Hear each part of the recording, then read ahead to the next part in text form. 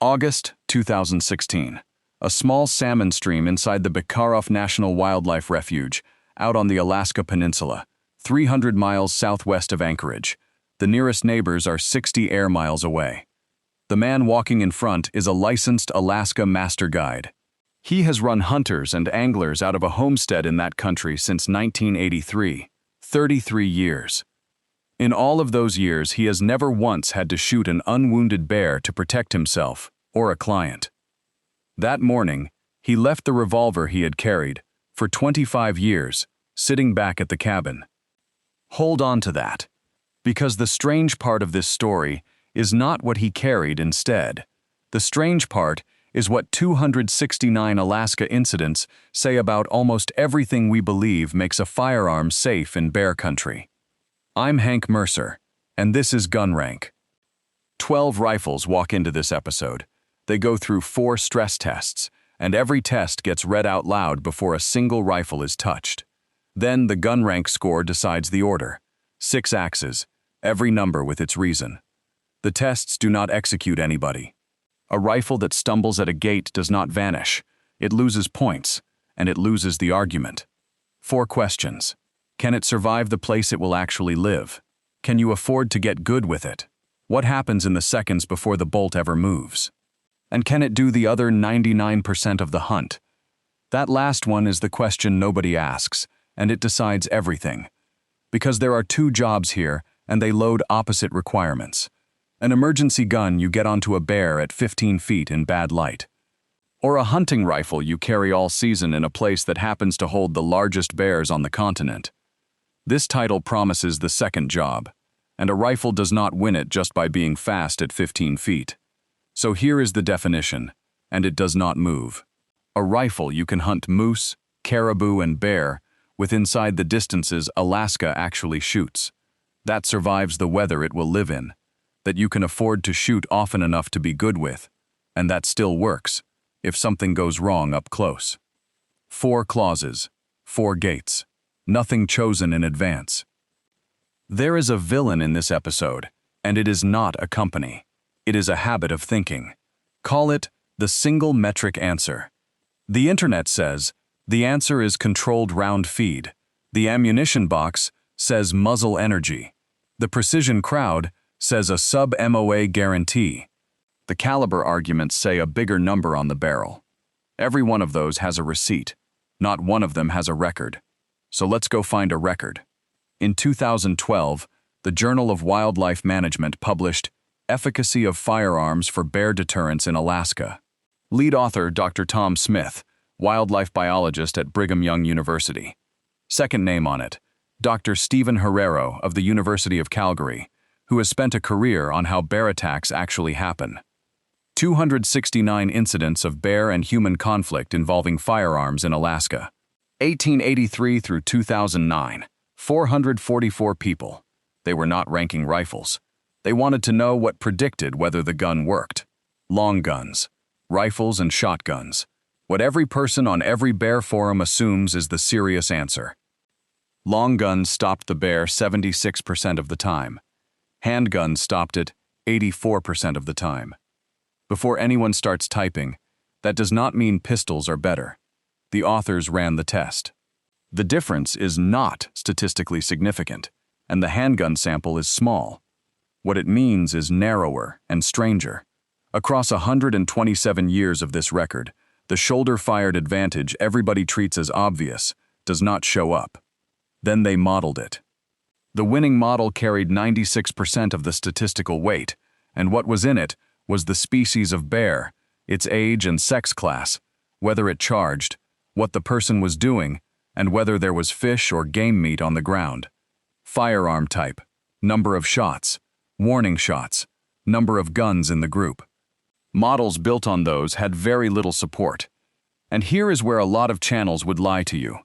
That study did not test caliber, not controlled round feed against push feed, not extractor design, stock material, steel type, barrel length, sights or safety architecture. None of it was ever in the model. So anyone telling you this paper proves caliber does not matter is misreading it. And anyone telling you it kills your Mauser claw is misreading it just as badly. What it does contain is a list, and that list is the most useful page anybody has published on this subject. When the researchers looked at the cases where a firearm failed to protect someone, they wrote down why. Not enough time to respond, 27%. Had the gun, did not use it, 21%. Mechanical problem, jamming, 14%. Too close to bring the gun to bear at all, 9. Missed, 9. Ran it empty and could not reload, 8. Safety engaged and could not be released in time, 8. Tripped and fell, 3. Read those precisely. Those are percentages. Within the failures, not of all 269 incidents. Most of the time the gun worked. But look at the shape of the list. Almost everything on it happens before the bullet exists. Time, decision, mechanism, reach, controls, capacity, footing. The entire American conversation about bear rifles happens on the other side of that list. And one more thing. In the introduction, the researchers go looking for prior data and find a United States Fish and Wildlife Service fact sheet from 2002, bear spray versus bullets. It states that people using firearms in bear encounters were injured 50% of the time. The researchers note, in print, that no data and no references were provided to support that figure. A federal number, quoted for 2 decades, with nothing underneath it. GunRank is retiring it, on air. And we do the same thing to the industry's numbers in about 4 minutes, because this channel is not on the side of guns always work, or guns don't matter. It is on the side of whatever can be checked, which means being honest about the limits of what we just built 10 minutes on. That dataset ends in 2009. It was assembled from state and federal records, newspaper accounts, books, and anecdotal information, and the authors call their own review process subjective. From 2001 on, privacy law cut them off from the state's Defense of Life and Property database. The authors say plainly that, with those files, the success rates would probably have looked better. So here is how we treat it. 269 incidents are a reality check. They are not a laboratory test of 12 rifles. If the record will not pick the rifle, something has to. And somebody already published the answer. They just refuse to name a model. Alaska Department of Fish and Game runs a page in its hunting section called Firearms and Ammunition. Not marketing, not a magazine. The State Wildlife Agency telling people how to choose a rifle for Alaska. It says this: how accurately you shoot is far more important than the type of rifle, cartridge, and bullet you choose. Bore size, bullet weight, and velocity are of secondary importance to precise bullet placement. Then there is a section heading. Sit with the fact that this exists on a state government website. Big magnums not needed. It says that because of brown and grizzly bears, many hunters have been convinced they need a 300, a 338, a 375, or a 416 Magnum for protection, and for large Alaska game. Then it says, in 4 words, that this is simply not true. It says most experienced guides would rather a hunter show up with an .06 he can shoot than a shiny new Magnum fired just enough to get sighted in. And then it gets specific, in a way almost no agency does. For brown bear on the Alaska Peninsula or Kodiak Island, a 30-06 with a 200 or 220 grain premium bullet will do the job with good shot placement. Then comes a heading called Recommended Type of Action. This is what reorganized the whole episode. The state does not name a rifle.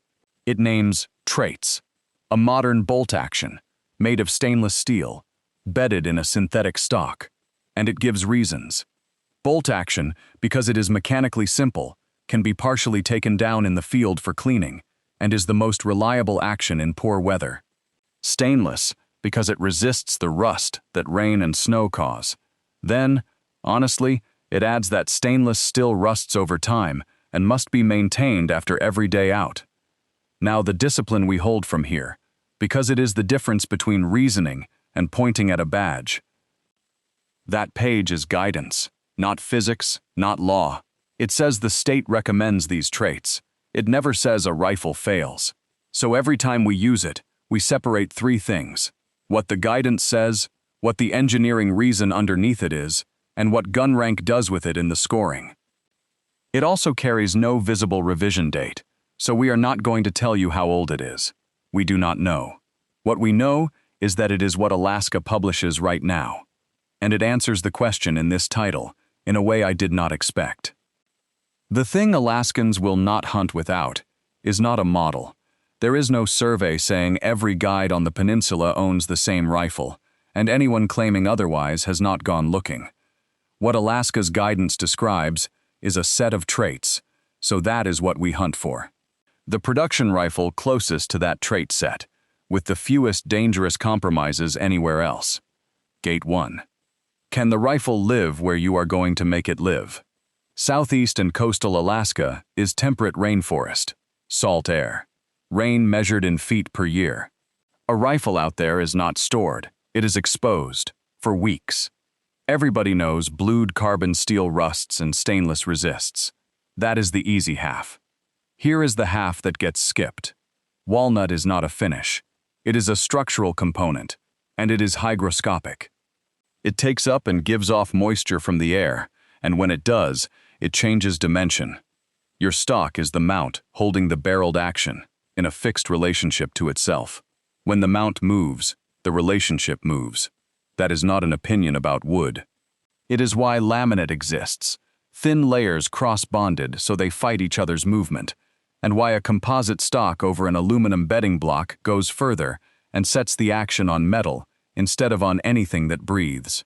So who loses ground? The CZ550 Safari Magnum, blued steel, walnut, a full-length claw extractor on a Mauser 98 pattern, and 9.5 pounds that genuinely tame recoil. Out of production, and CZ's current bolt line does not offer that Magnum-length controlled feed action at all. The Mauser M98 Magnum. Honestly, the best-made rifle here, priced like a decent used truck, blued and walnut, thin on American support. The Kimber 8400 Caprivi, with a 4340 steel receiver and double crossbolts through the stock, so recoil does not split the wood. And one detail nobody mentions, that is a standard long action with an ejection port around 3.5 inches, and a 375 H&H cartridge is longer than that. Loading the magazine means angling rounds in, which you discover with cold hands. And the Remington 700 BDL in 30-06. Everybody's uncle has one, and the competition in this space keeps getting this backwards. The X-Mark Pro trigger is not the fix. It is the recall. Remington issued a voluntary safety recall covering Model 700 and Model 7 rifles with X-Mark Pro triggers, built from May 1, 2006 through April 9, 2014. Stated cause: excess bonding agent in assembly, which could allow an unintentional discharge. The instruction was to stop using the rifle. Corrected guns carry a punch mark on the bolt release, and that sits on top of a separate class settlement covering older connector-style triggers across a long list of Remington models. So on a used rack, a 700 is 2 questions. What is the trigger, and where is the paper? But watch what we do not do, because we ran this math in file 15. A free, live remedy lowers the risk. It does not erase it, because an unverified remedy is not a remedy. We scored a Ruger M77 that way, and the Remington gets the same treatment, or the scoring means nothing. Which is exactly why Gate 1 does not execute anybody. Total the 6 axes, and the Remington does not finish last in this episode. Not close. It has the deepest parts and service base here, the widest ammunition availability, and a cartridge affordable enough that you will actually practice. It takes a real beating on reliability, and it still lands mid-pack. The rifle the internet disqualifies in the first 30 seconds is not the worst rifle on this table. Now, one rifle is still standing in the weather, and it is the one that wins almost every ranking of this kind ever published. The Winchester Model 70 Alaskan in 375H, and H careful here, because what follows is not a hit piece. This is one of the finest hunting rifles made in America.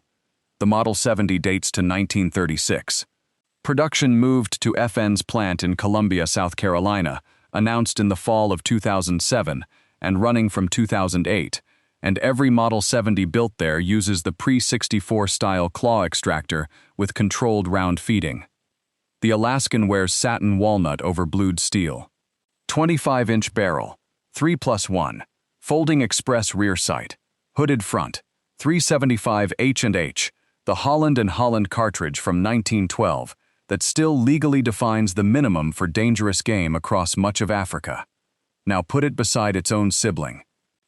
The Winchester Model 70 Extreme Weather, same company, same receiver, the same pre-64 claw and controlled round feed, the same 3-position safety, the same MOA trigger, matte stainless action, and fluted stainless barrel.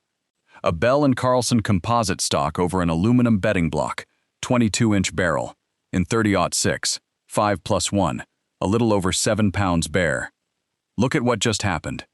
These two share the matchy. The action that makes the Alaskan special is the identical action in the extreme weather.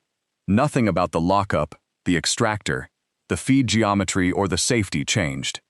What changed is configuration, steel choice, stock material, barrel length, chambering, capacity.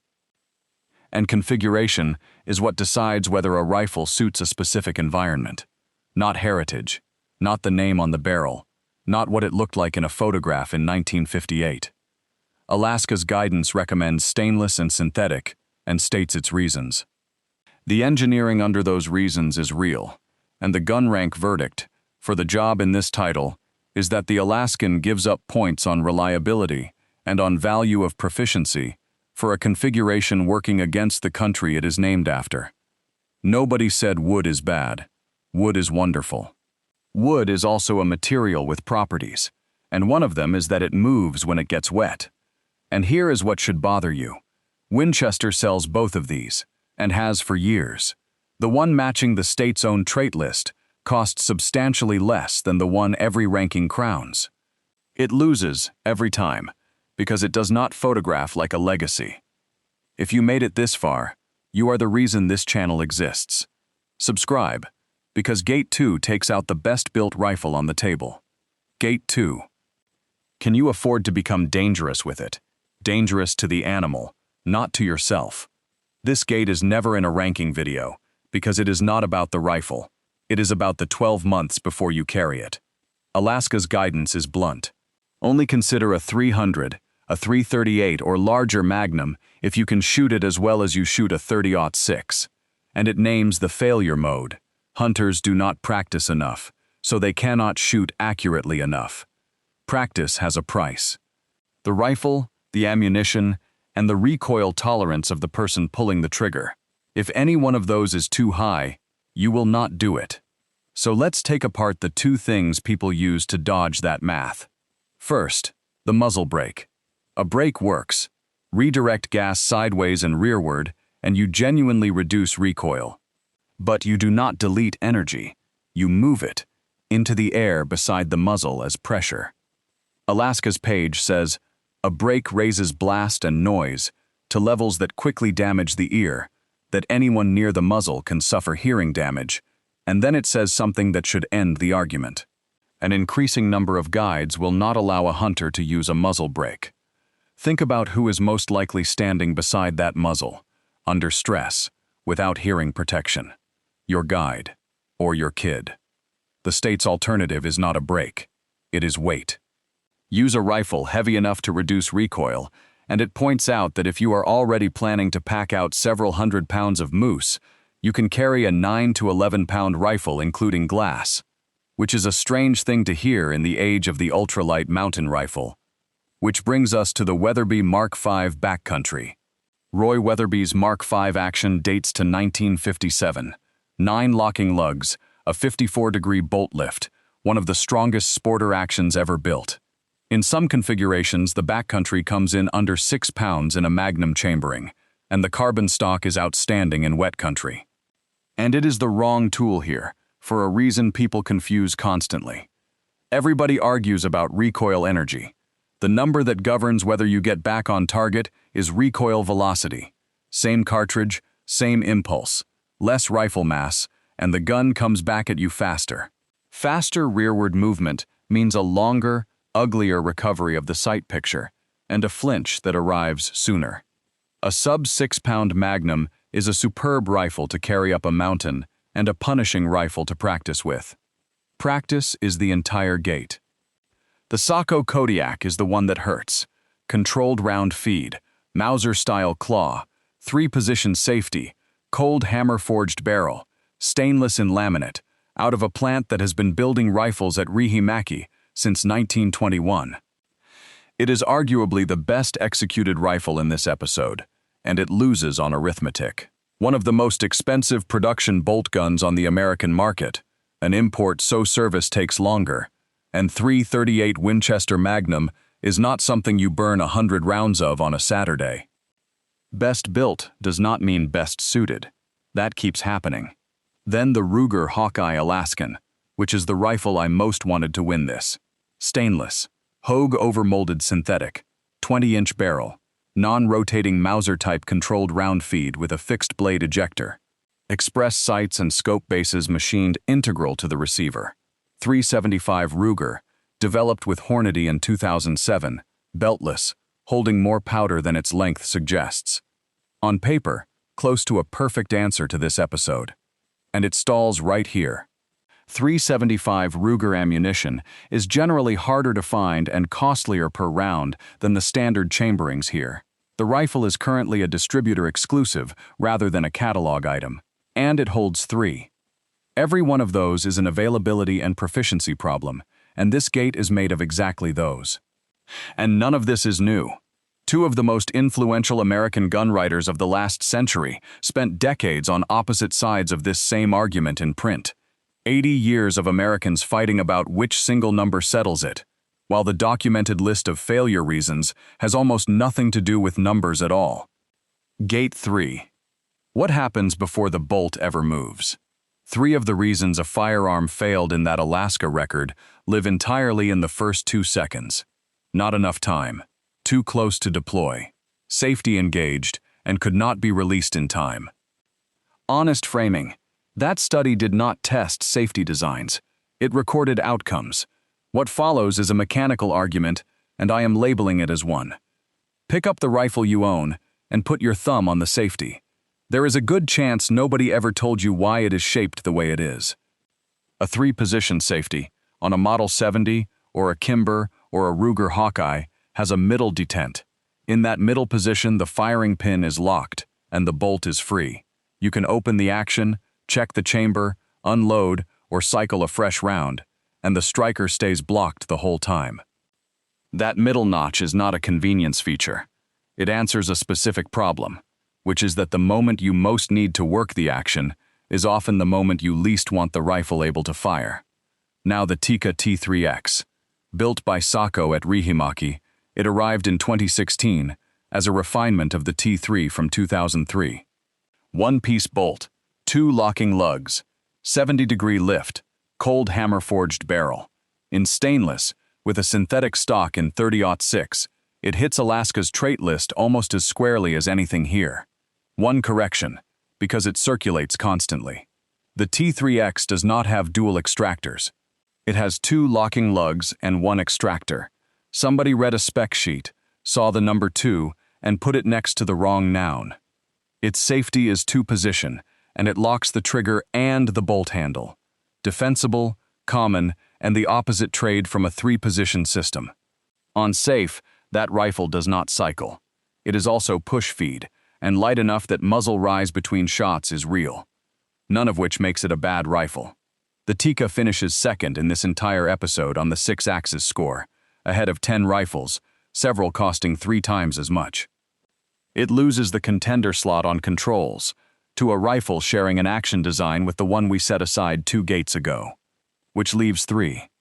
Gate 4 is written into the title of this video, which is why it is the cruelest one. Can it do the other 99% of the hunt? Here is what nobody says out loud. The bear charge is why you clicked. It is not why you carry the rifle. You carry it for 400 hours of hunting and about 4 seconds of everything else. And a rifle optimized entirely for the 4 seconds is not the only rifle you need. It is a second rifle.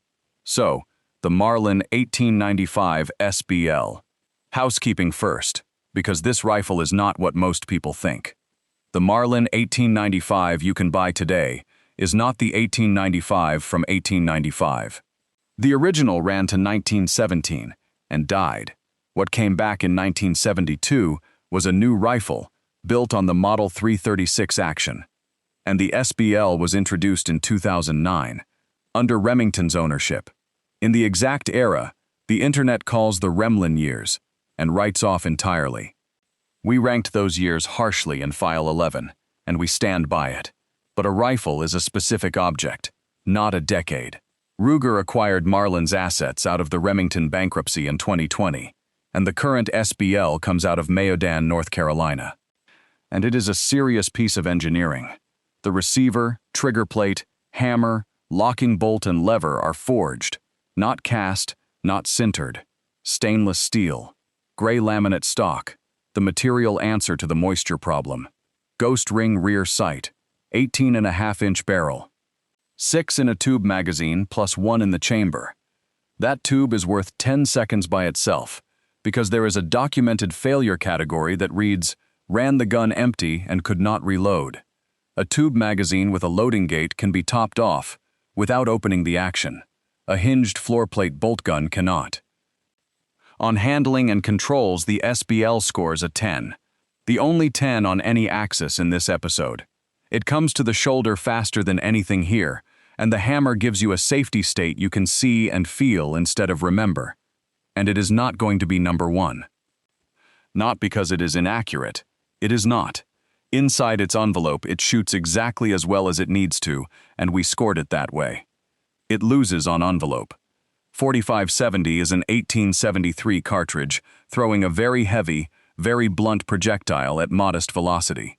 Its trajectory falls away in a manner that puts a practical ceiling well short of where Alaska's own guidance says hunters will be shooting moose and caribou, and the state's stated reason for recommending a bolt action, mechanical simplicity and field cleaning, is a criterion a lever gun does not win.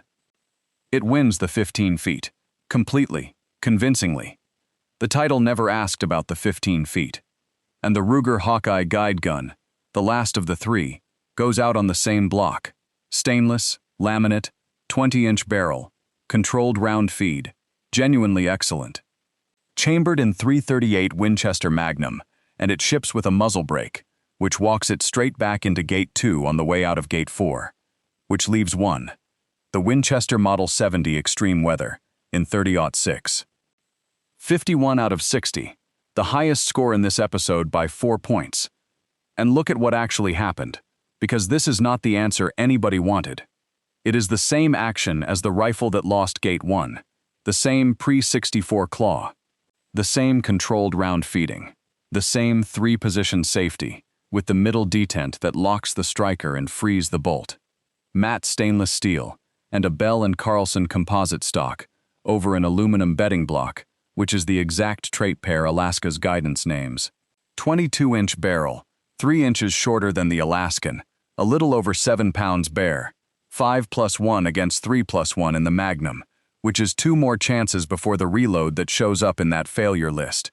And .30-06, the chambering Alaska's own page names, by number, for brown bear on the peninsula and on Kodiak, with a premium bullet and good shot placement.